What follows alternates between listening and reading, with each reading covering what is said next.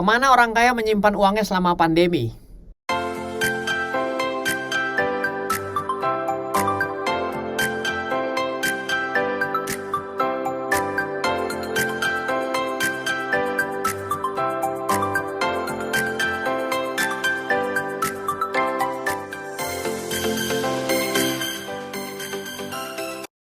Welcome back di RF Channel YouTube, back with Ryan Filbert. Saya baru saja mengolah data dan cukup kaget sebenarnya dengan data yang saya dapatkan pada hari ini. Dan data ini valid dari Otoritas Jasa Keuangan.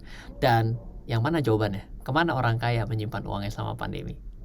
Oke, kita akan langsung saja di video kali ini. Saya mendapatkan suatu data yang menarik untuk saya ceritakan kepada Anda semua. Dan tentunya membuat kita mungkin memiliki suatu insight baru. Dan apa yang menjadi landasan dan dari mana data ini diolah dan apa saja yang kriteria-kriteria instrumennya. Ini langsung kita mulai saja pada video kali ini. Belajar itu menurut saya harus dari yang terbaik agar menghasilkan result yang mendekati. Kalau Anda belajar dari juara olimpiade renang, ya pasti standar Anda naik. Dan belajar dari yang terburuk hasilnya memang belum tentu buruk, tapi akan sangat jarang hasilnya jauh berbeda dari yang sudah diteladani sebelumnya. Saya ingat banget ya beberapa tahun yang lalu saya bertemu dengan teman SD saya. Ini nggak apa-apa prolog dulu agar Anda tahu kenapa dasarnya kita pengen tahu sekali orang kaya selama pandemi ini markir duitnya kemana sih, gitu ya. Beberapa tahun yang lalu itu saya ikut teman saya, teman SD saya, dia ternyata adalah perwakilan Pertina. Jadi tinju nasional ya. Dan saya latihan sama atlet-atlet tinju gitu ya. Dan karena saya tidak pernah berniat menjadi atlet, namun karena latihannya bareng sama atlet, standarisasi latihannya pasti saya sangat berat berusaha untuk mengejar gitu ya. Apalagi saya bukan dari orang yang pernah tinju. Dan ternyata hasilnya membuat saya cukup kaget gitu ya. Saya cukup melihat progres saya sendiri.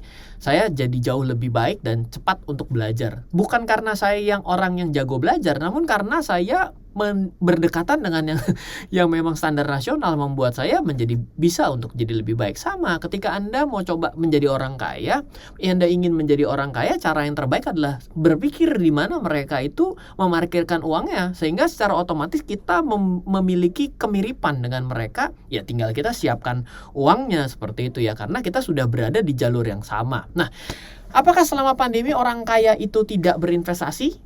Kemana mereka tempatkan dananya? Saya mengolah data dari sebaran investasi instrumen reksadana dan sejenisnya sejak tahun 2020 sampai dengan tahun 2022. Jangan khawatir, data ini valid dari Otoritas Jasa Keuangan, saya olah. Dan yang menjadi instrumen yang dimonitor adalah Capital Protected Fund, Equity Fund, ETF, Fixed Income Fund, Global Fund, Index Fund, Mixed Asset Fund, Money Market Fund, dan Sukuk Based Fund.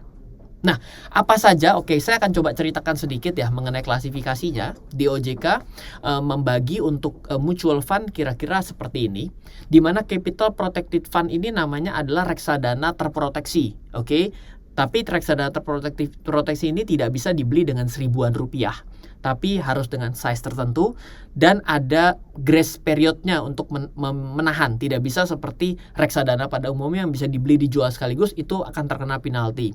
Kalau equity fund kita sama-sama well known, ini adalah reksadana saham di mana asetnya mayoritas dikelola pada saham.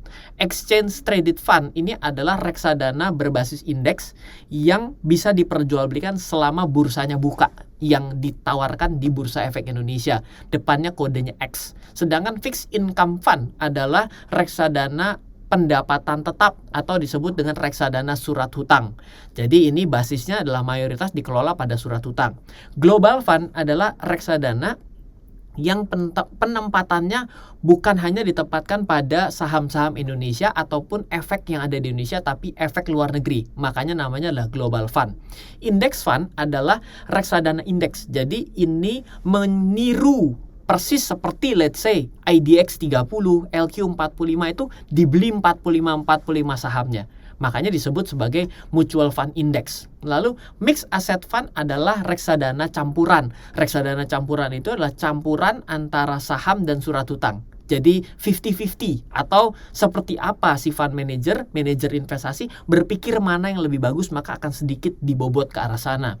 Money market adalah bukannya reksadana forex, tapi reksadana surat hutang yang jatuh temponya kurang dari 1 tahun. Makanya cenderung lebih pasti lebih kecil fluktuasinya tapi memiliki suatu return yang sebisa mungkin lebih tinggi daripada deposito atau pada suku bunga tabungan.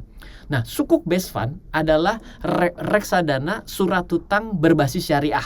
Sehingga kan ada yang namanya obligasi, ada sukuk. Kalau obligasi ini kan yang konvensional. Kalau sukuk ini adalah akadnya sesuai dengan prinsip syariah. Nah, itu adalah ya reksadana yang memang dipisahkan dengan sudut pandang sukuk itu sendiri. Nah, pertanyaannya adalah di mana maka ini adalah performance base 2020-2022 dengan sebaran yang lumayan agak jomplang, yaitu yang atas ini dengan yang bawah gitu ya. Yang bawah kecil-kecil, yang atas ini tinggi sekali, tapi kelihatannya Anda nggak bisa baca dengan baik karena warnanya agak mirip dan Anda akan bingung sendiri melihat gitu ya. Nah, yang turun tajam, yang jelas yang turun tajam itu adalah protected fund, yaitu terjadi cukup dalam, terjadi dari Januari, Februari, Maret, April itu di 2021. Nah, kenapa seperti itu? Mungkin salah satunya diakibatkan karena posisi dari suku bunga yang memang mengalami penurunan terus-menerus, sehingga secara otomatis dari sini juga terimpact. Dan selanjutnya lagi adalah mari kita melihat di bagian ini saja, yaitu akumulasi growth. Sebelum saya mengolah data ini, saya berpikir bahwa yang akan mendapatkan pertumbuhan yang besar itu adalah pada reksadana pendapatan tetap. Namun ternyata saya malah salah. Ternyata reksadana pendapatan tetap adalah yang pertumbuhannya selama tiga periode ini adalah yang mengalami penurunan, yaitu 6,05%. Anda perhatikan bagian dari nilai akumulasi akhirnya. Ini kan sudah turun drastis, turun dan mulai naik 6,05% secara akumulatif, persentase naik dan turun. Dan yang mengalami penurunan terbesar adalah reksadana terproteksi. Sedangkan yang mengalami kenaikan yang terbesar adalah datangnya dari sukuk based fund, 122,67%, dan mengalami kenaikannya 2020 naik, 2021 naik, 2022 belum sampai akhir sudah naik. Berarti ini akan ada kenaikan yang lebih gede lagi gitu ya. Ini kan baru bulan Maret 2022 toh dari data ini, tidak April, karena April masih berjalan. Karena saya buatnya di bulan April 2022. Dan Global Fund ternyata penempatan di luar negeri ini terasa besar di sini karena menempati peringkat kedua. Sedangkan peringkat ketiganya datang dari money market. Jadi analisa saya malah salah gitu. Ya itu sudah hal yang biasa. Namun kita bisa logika.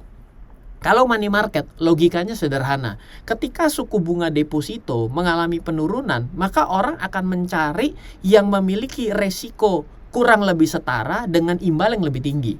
Makanya reksadana money market, reksadana pasar uang diserbu orang. Ini logik gitu ya. Nah, jadi kalau dilihat dari sini ya, Anda tahu bahwa cukup banyak ternyata orang-orang yang memarkirkan uangnya dalam kondisi yang stabil dan mau mencari suatu kesempatan melihat bagaimana di luar negeri. Mungkin agak kaget sih dengan yang global fund.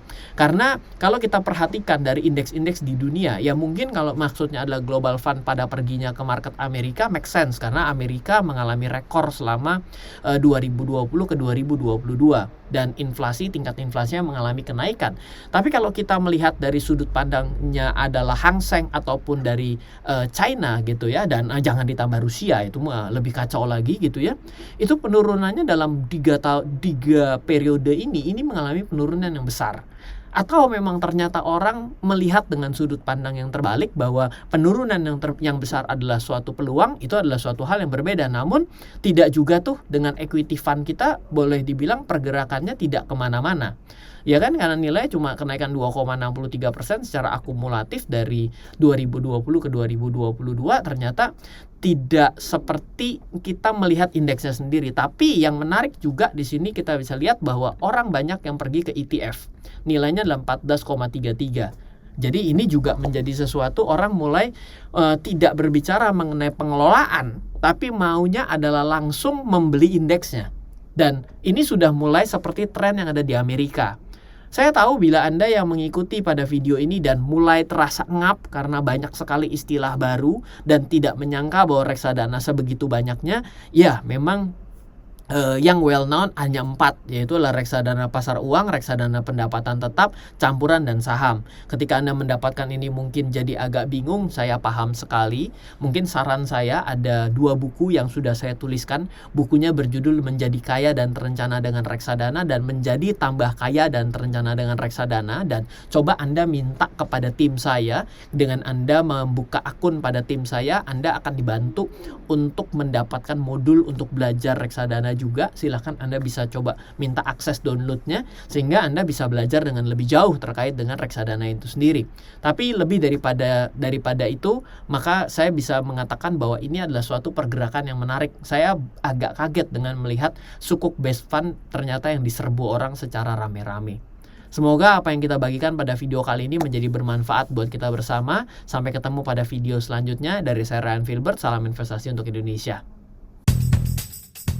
Halo, terima kasih sudah menyaksikan video di RF Channel on YouTube. RF Channel adalah channel edukasi untuk kita secara bersama-sama belajar dan mendapatkan aktualisasi mengenai investasi, keuangan, dan bisnis bersama saya, Ryan Filbert, dan tim. Add nomor WhatsApp saya di 0895 07 08 0789 0895 07 08 0789. Download aplikasi MyRF di Android atau iOS untuk mendapatkan artikel dan tema-tema khusus mengenai edukasi investasi, keuangan, dan bisnis pada aplikasi MyRF sekarang juga. Setiap bulan, saya bersama dengan tim memiliki kelas, mulai dari belajar trading dengan analisa teknikal, yang strateginya bisa Anda terapkan pada seluruh market, mulai dari saham, forex, hingga cryptocurrency, atau kelas investasi saham bernama Fundamental Camp. Untuk mengetahui kelas lainnya dan bertanya mengenai kelas, hubungi tim sekarang juga di 0852 882 6187. Sekali lagi, 0852 882 6187. Semoga terus bermanfaat. Dari saya Ryan Filbert, salam investasi untuk Indonesia.